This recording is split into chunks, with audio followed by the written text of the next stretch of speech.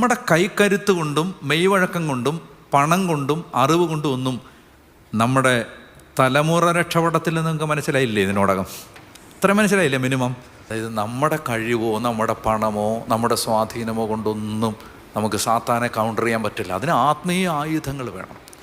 നമുക്കിത് നമ്മുടെ ജീവിതത്തിൻ്റെ നിലപാടുകൾ യേശുവിൻ്റെ നിലപാടുകളായിരിക്കണം. യേശു എന്ത് പറഞ്ഞു?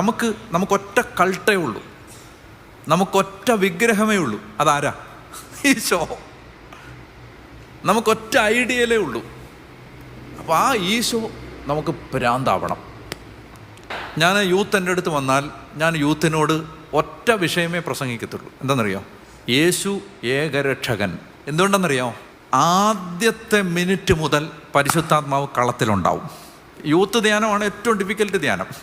പക്ഷേ ആദ്യത്തെ ടോക്ക് മുതൽ പരിശുദ്ധാത്മാവ്